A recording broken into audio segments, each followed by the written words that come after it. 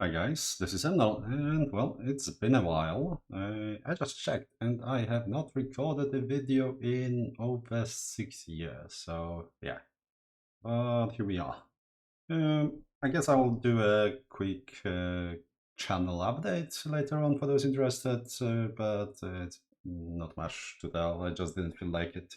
And now for a few months, I've been thinking about doing some videos since I've been playing a bunch of pretty niche roguelikes, like builder strategies and whatnot, and I felt like it would be to a benefit of quite a few people looking for interesting things to play if I shouted them out. So very recently I stumbled upon this thing, which you have probably never heard of, as the title suggests. It is an RPG deck builder roguelike with that came out a few years ago with like 350 reviews on Steam. That basically Steam algorithm suggested to me, and yeah, it's kind of been a blast. It's definitely a definition of rough but a gem that a lot of people who might have enjoyed it would would never have a chance of finding out. So I figured uh, I do have this shadow of an audience I used to have, so I might as well use that opportunity to shout the game out, tell you about it a little bit, and well, maybe you will find it as interesting as enjoyable as I have. So we are gonna record this first episode is going to be an episode 0, in which I will do explanation of some basic concepts, what the game is about, so you don't have to like watch through hours and hours of gameplay footage to do it. Especially since I haven't recorded anything in 6 years, I'm very rusty when it comes to this kind of speaking, and there will be a lot of awkward pauses, breaks, ums and ams, and I understand that's not a thing everyone can stomach. So maybe stay a little for 10 minutes while I discuss what the game is, and then if it tickles your fancy, you can go ahead and pick it up. But if you want more information, and you can uh, hold on with me as I get back into the groove of things and present in such a way that it doesn't hurt your ears, then there will be at least a couple, maybe a couple dozen even episodes of the gameplay, because it's a bit of a long playing kind of situation. Now, as I mentioned a second ago, it's an RPG deck builder roguelike. So the roguelike part is pretty minor. There are you do have a sort of permadeath, but you also, while playing, get a currency that you can spend to revive in like not fully roguelike modes, which is we will play in one of those modes. So and you will have enough of this currency unless you like go completely unprepared and yada. So that's the issue. There isn't also much in terms of meta progression. There is a meta progression, but it's not the kind that some games have, in which you need to play for 50 hours to unlock all the features and whatnot. This is more of a situation like if you keep playing very similar characters. The next characters will be a bit stronger when they start. They will get some bonuses. So I guess you can use that benefit to tackle the higher difficulties, which are quite a lot of difficulty options. So it's not very relevant, especially for our situation, since I have only played one playthrough and we are not go so far, and we are not going to do it. Do another playthrough with a similar character. So that's not gonna come into play. Another part coming back, it's a deck builder. It has a combat system somewhere between something like Slayer Spire coupled with a little bit of Darkest Dungeon.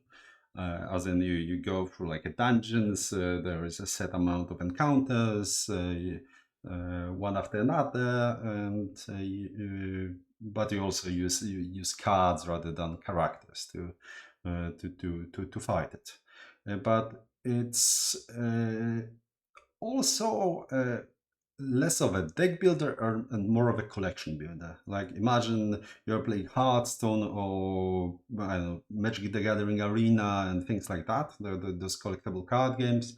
But instead of collecting cards using your wallet, you are collecting cards within the game world. It's actually quite similar to if anyone ever stumbled upon that there was a very old game, Magic the Gathering game that came out in 1997 by Microprose. I think it was called Chandala or just Magic the Gathering at the time.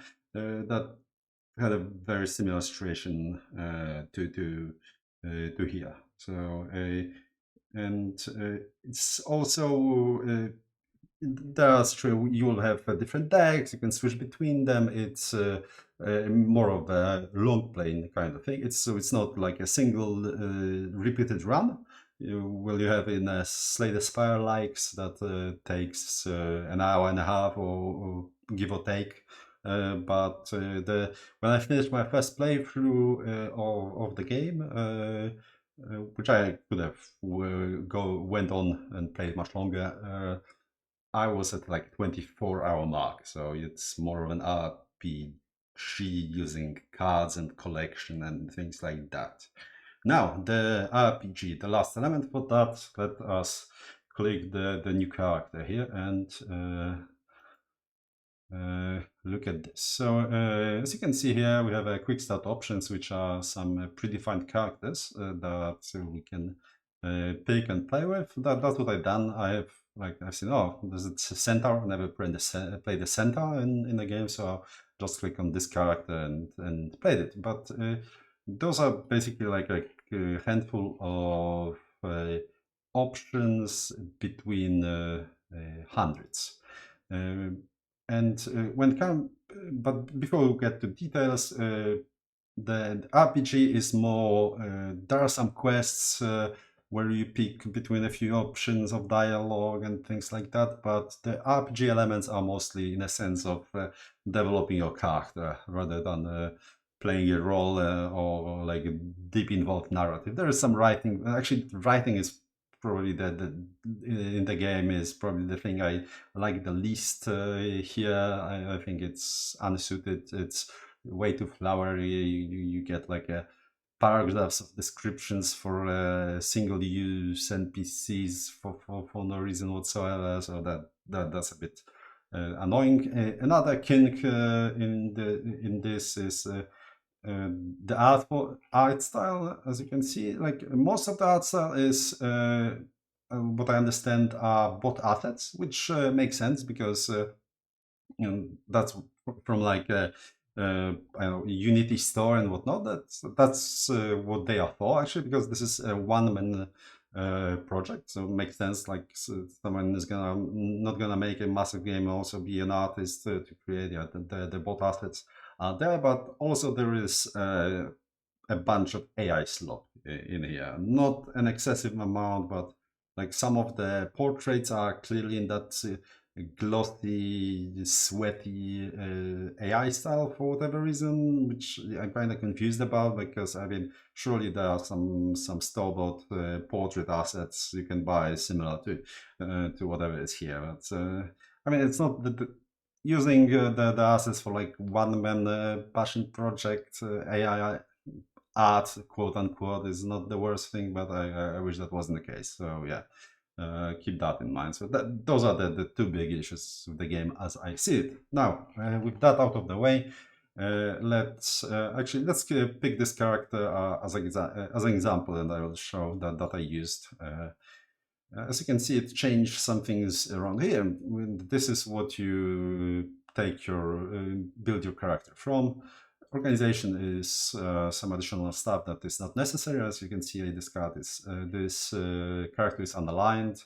But two main things are species and class. As you can see, we are a centaur. This is like a subspecies of Ulnia, which is not the word I was familiar with before, but clearly it means like a animal folk, animal-ish folk. So you have like Minotaur, satyrs, centaur, but cat folk and whatnot, and similar in some ways, but different in the others.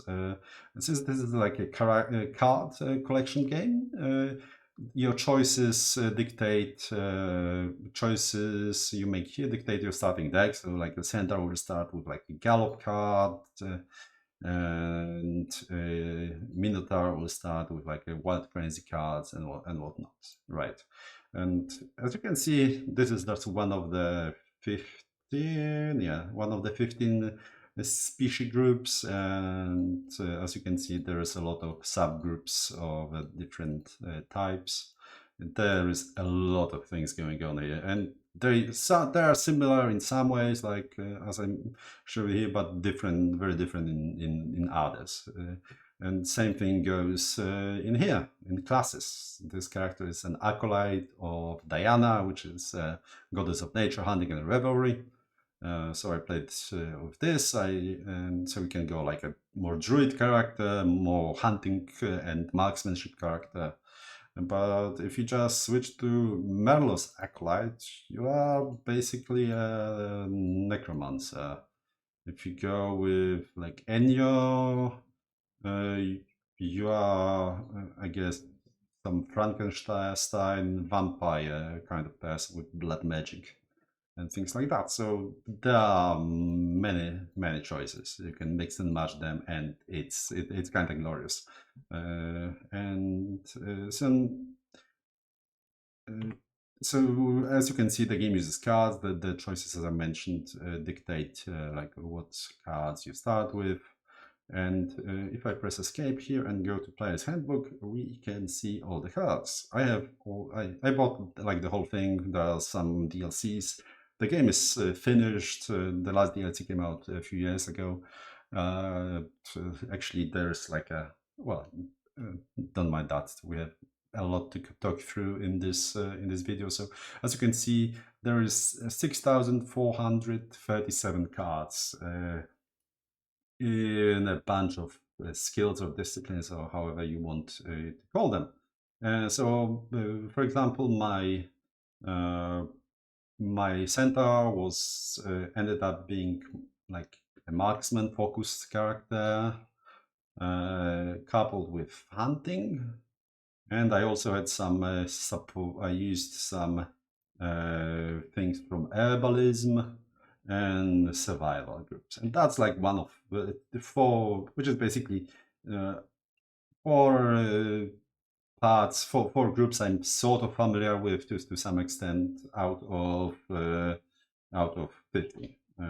Some of them, like marksmanship and hunting, are like seem like more of a main group, so you can like build your character around it and like focus. Okay, I'm a marksman, and like this will be sort of enough to get you to end game, I guess. But then you can mix and match with like herbalism in this case, which is not as I seen it. It's not enough to be like a main axis on which you build your character, but it can be a very strong supportive thing. So they are not so all the disciplines are very different. Like not all of them, but there is you would think that with so many options that they will be like, this is very like much like this or that. But I have seen only a portion of it, but there seems that the variety seems kind of dazzling, to be honest, and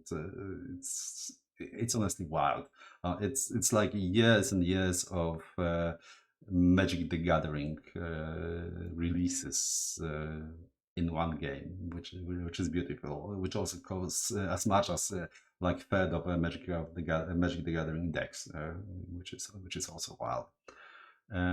Right. So you get the gist. You create a character that is using one of some of those schools disciplines, and then you throughout your gameplay you gain cards and you build a deck or multiple decks and your character develops. For example, like the choice here of all three choice organization, species, and class come with some packs that your character will be able to buy with pack once you get by leveling and doing stuff in the game. So yeah, things like that.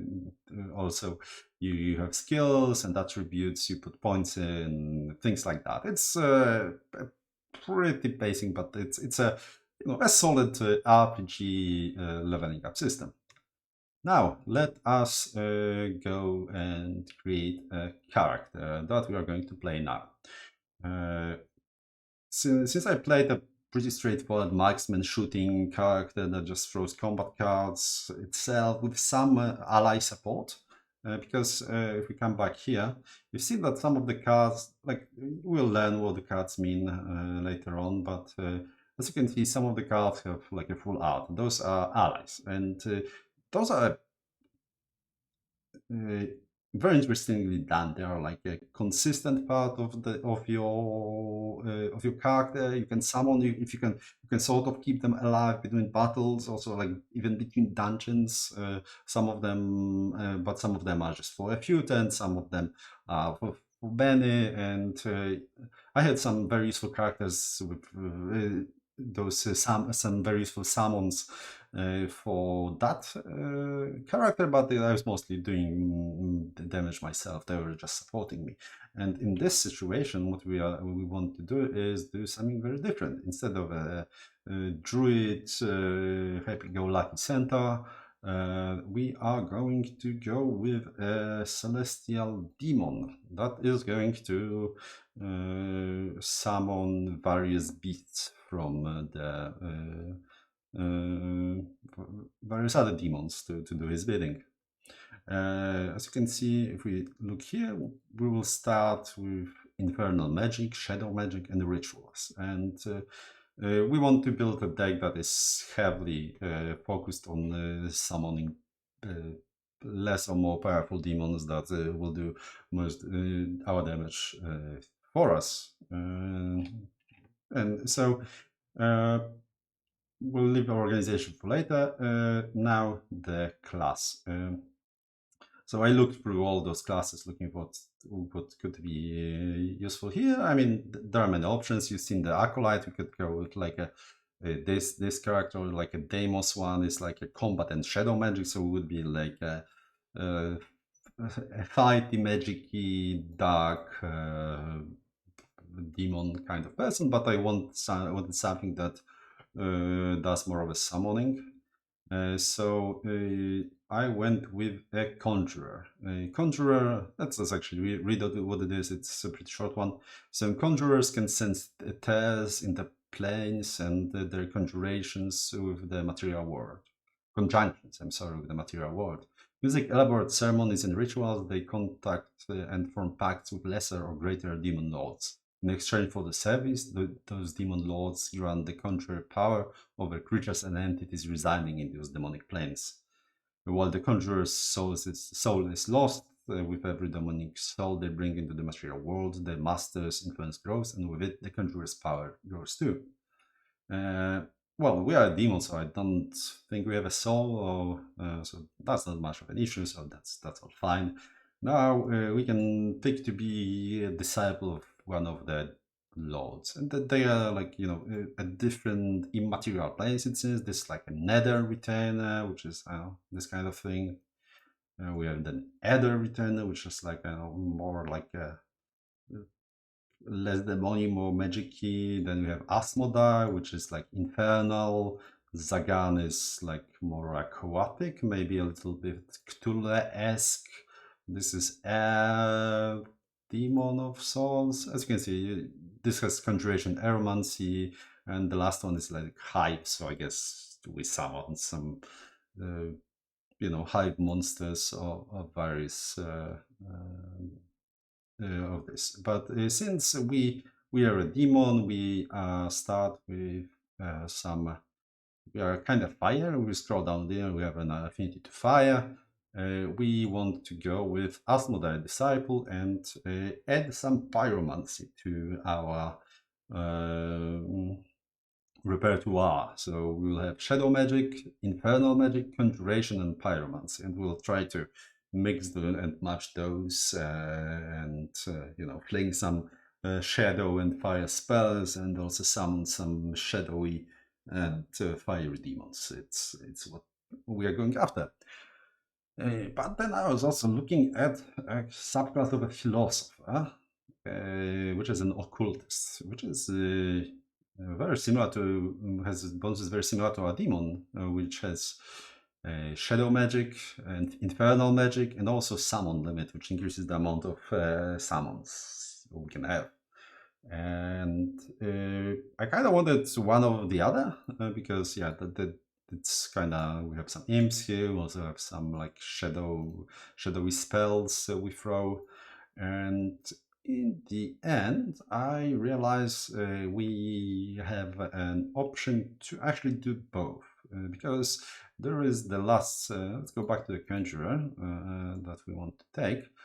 As you can see, there's also a starting kit here, and starting kit is something you pick that adds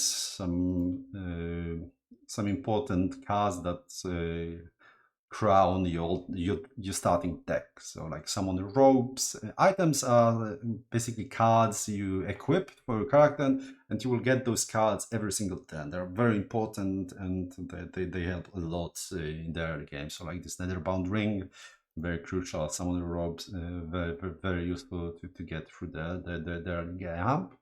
But we can give that up, and instead, if we go to a background, which can be used to like get some, I don't know, like if you want a demon to be a botanist, for example, as his hobby, we can get a demon that instead, on top of summoning, is like doing flowers, herbalism. I'm sure there are better, more suited backgrounds, like a sect initiate, I guess, for a demon summoner. But what we are going to do with is use one of the advanced options, which is called Expert here. And Expert allows us to pick a second class, the second starting class, instead of a starting kit. But it is, as you can see, leveling up requires more EXP, plus 50 per level. Plus 50 level actually means we are going to be leveling up half as fast. Like every single level will require us twice as much EXP, which is actually something I am to some extent happy about, because there is quite a lot of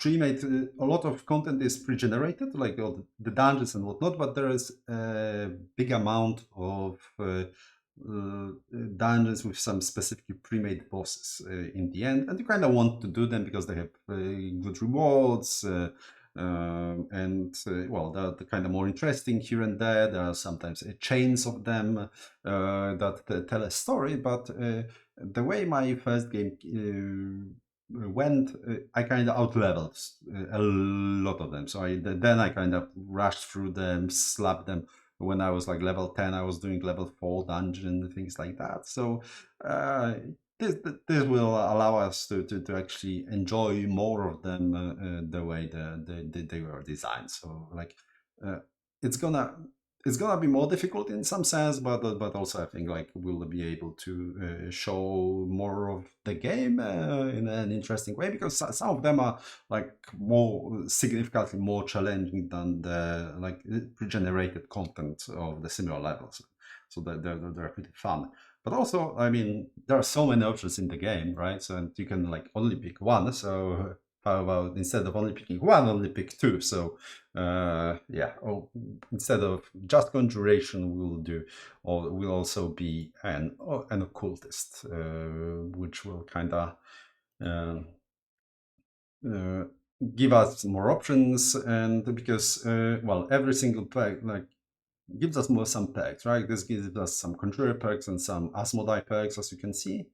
As being a demon gives us perks, which are actually quite interesting because this is well, there's like a demonic ascension. We go strong, we get like wings and might and whatnot, and finally we're like a demon prince at the wild level of 28, which I haven't even reached in my previous game.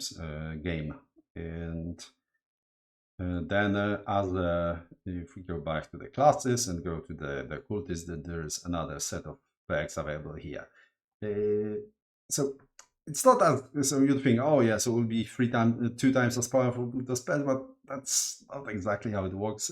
Well, sadly or not sadly, because a lot of those specs affect only specific schools. So like a lot of conjurer packs will only affect uh, conjurer cards and vice versa. The occultist will only affect some infernal magic or some shadow magic cards, as you can see here.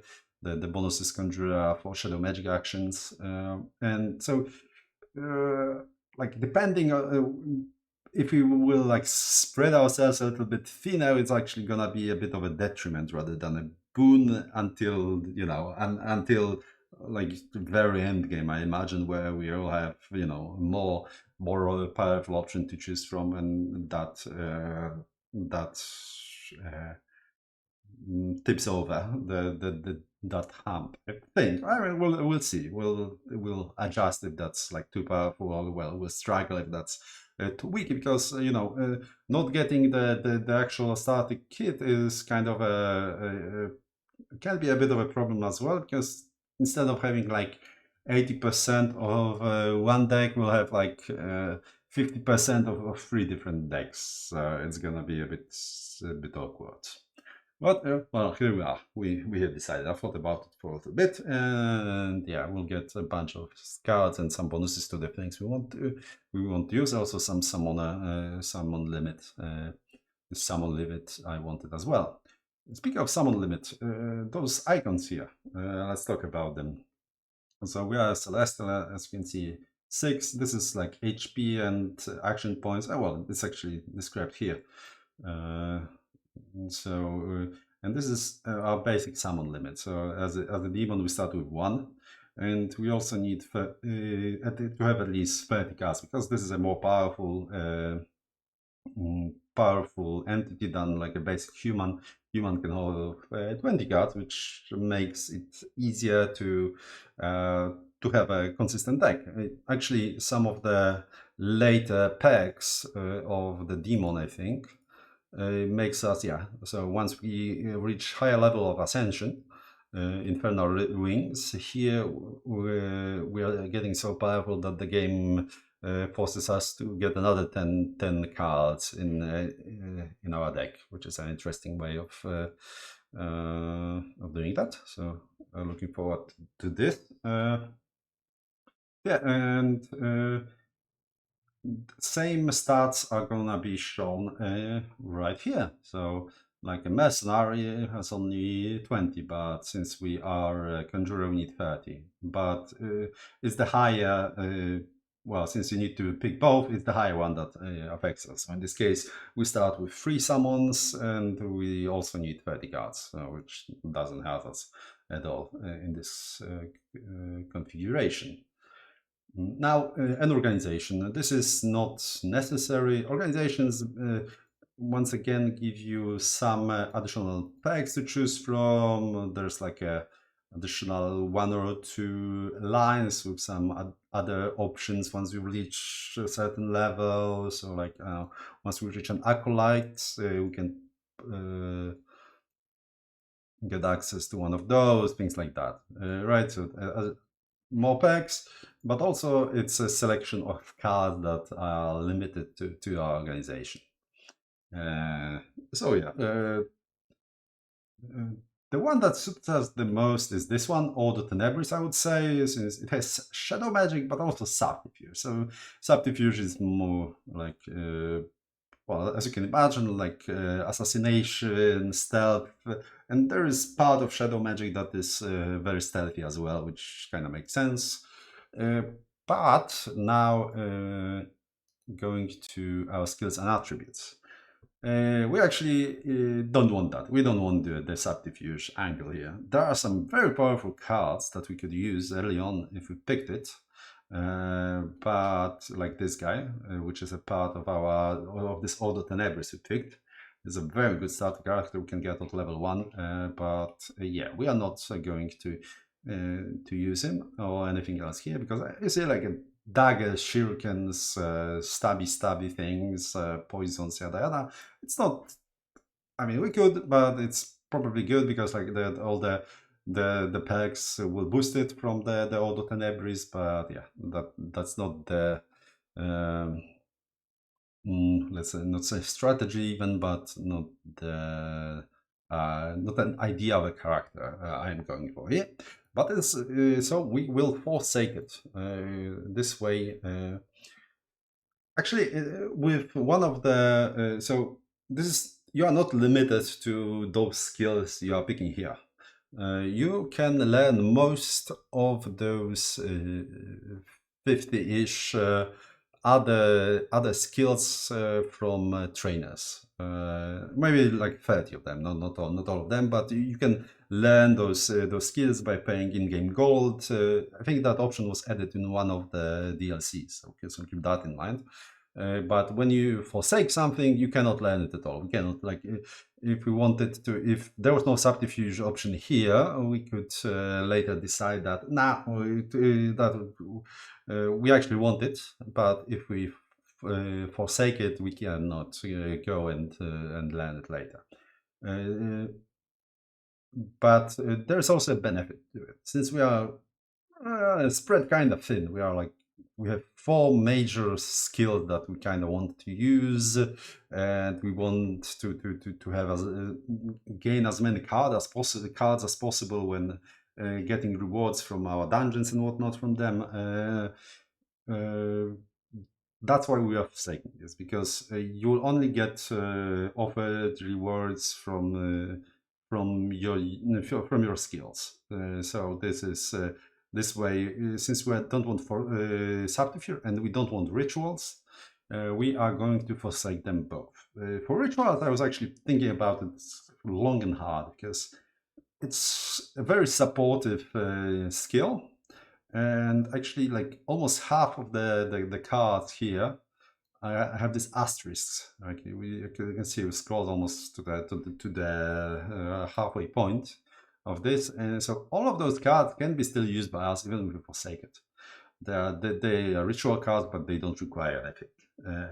And only when it comes to ones that have 1 or 2, that then you actually need to put points in it to use it. So we won't be able to use those. And there are some very good cards here that we could use, but like 70 to 80% of those cards here are kind of irrelevant for us. They are sort of a support thing for necromancers. As you can see here, ally becomes undead, doom, decay. I looked through it, and it's a lot of stuff is mostly for undeads.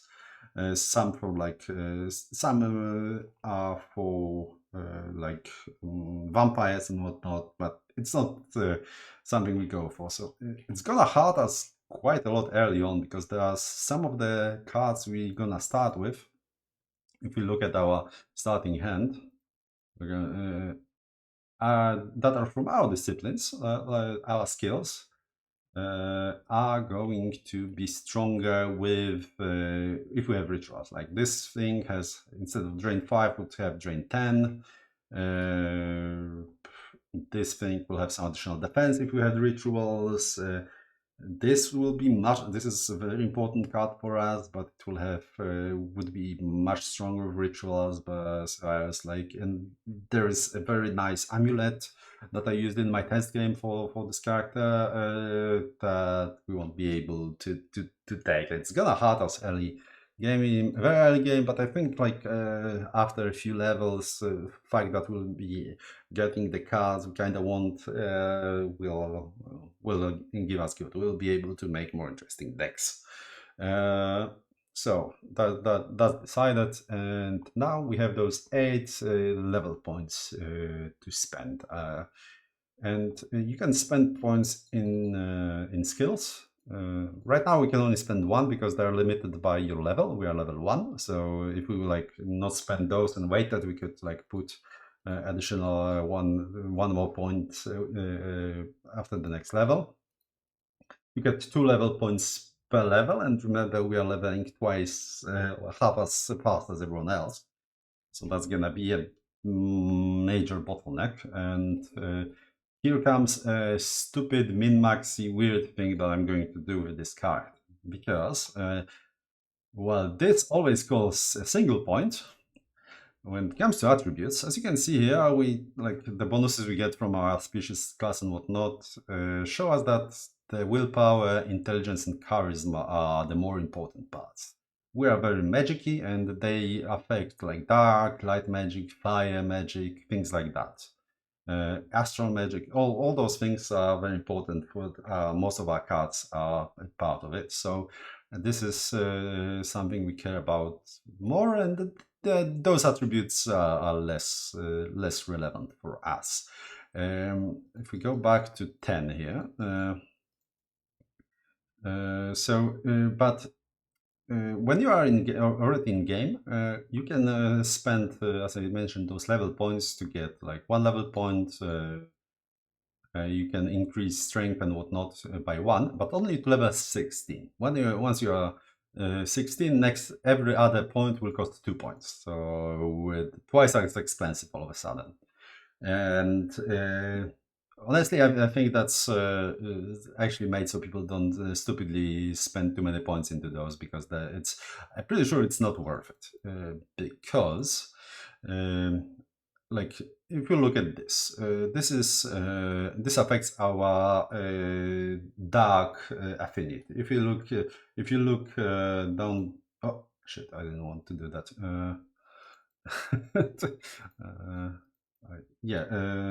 Oh, here, I wanted to click that. Let's get everything back to 10. Our affinity for dark is 0 plus 3 we get from our bonuses. And if we boost 2 relevant stats for dark magic, which is willpower and charisma by 2, our dark magic will go by 1. But then diminishing returns kick in. So if we now to get another point in this, we need to boost it instead of 2, we need to boost it by 4. So now we have plus 2. And which means that to get a third point in dark, we will need, I don't actually know how much, but we will need either 22 if it goes up by 2 every time, or we'll need 24 if it goes by, if it doubles every time, right? Because it was 2, 4, and it's either 2, 4, 6, 8, or 2, 4, 8, 16, right?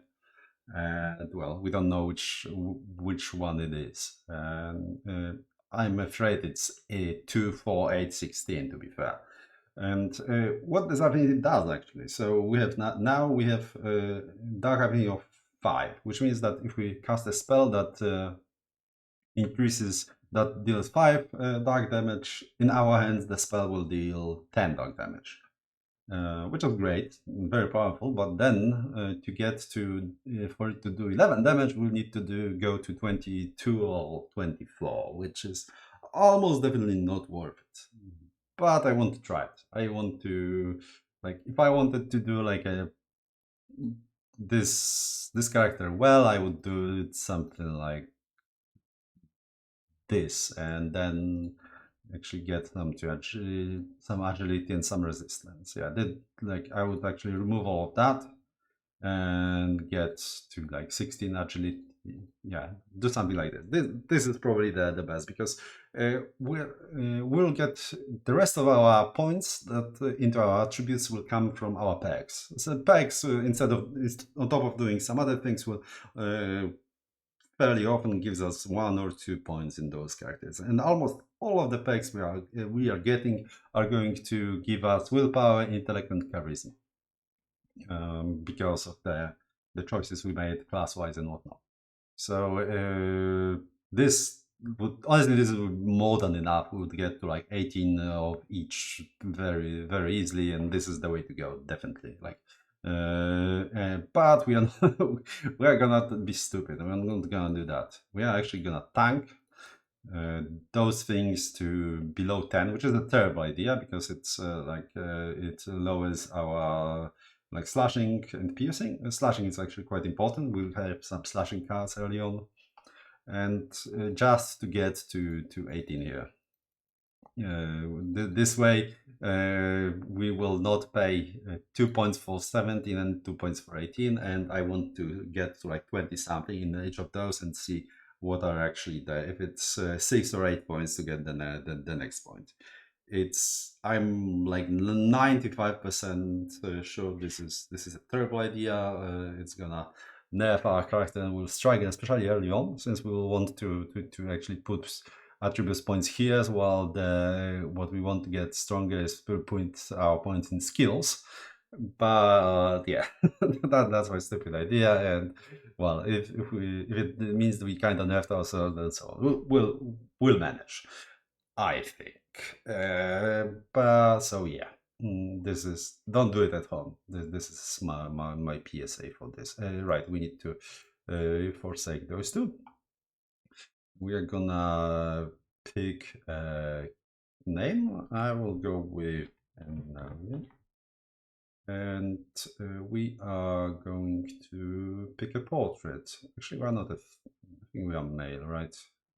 Yeah. There was a character I wanted to pick. This one. This feels fine. Yeah, this is the portrait I found. I'm actually if you want to do it at home, I'm actually using a mod from the Steam Workshop that basically makes every character model used by NPCs allows you to use all of them as your avatar. Without this, in the basic game, you are limited to just a few. Okay, this is fine. And lastly, we are going to pick. We're going to pick a difficulty. And I think so I thought about it. So the first game I played was in Conquest, which despite what this game is like, the game suggests either exploration or conquest. I would for your first game I would definitely suggest Conquest. Conquest was, once I learned some basics, Conquest became too easy fairly quickly. Now we are kind of nerfing ourselves by doing like the multi-classing, twice as slow leveling, and the whole attributes thing. So I was thinking about going spicy vanilla or one of those here, but I don't want to go with honor mode, which is iron mode. You die, you're gone, because yeah, that's not the. I only played for like on like a easy difficulty with none of the cards we are using here. So yeah, I'm definitely not good enough for that. And going with spicy vanilla, I feel it would. I looked at the changes. One of the main changes is a dynamic XP curve. So the multiplier required to level up increases every level. So it's uh, basically the leveling would be even lower, which I was kind of tempted to, but I also I'm worried that the playthrough for YouTube and for all you guys would be just too slow. I don't want to make it bad in this sense. So I decided, because also like if you look at the scales, it's a big jump. Like it's double what the Conquest was. The other differences aren't that bad. Like leveling does not reward any perk points, but it's just 15 perk points, I believe, per level in the basis. So that's like nothing really. But this one is a major issue for me, and I think most settlements will deny entrance, which kind of forces you to to grind very early on. I think it would be a pain in the ass, sadly. So we're just gonna go with a normal vanilla. I'm not sure. I don't think we can switch this around, so that's gonna be mm, just a decision we make and stick with it. Hopefully, it will be fine. So yeah, that's about it. As I mentioned, we are not gonna we are going to press play in the, as I promised at the start of the game, we are gonna press start of the episode. I said we're gonna press play in episode number 1. So thank you for watching episode number 0. Hope you are as interested in this game as I was, and um, that you will enjoy this kind of hidden gem after I have shown it to you. Thank you, and see you next time.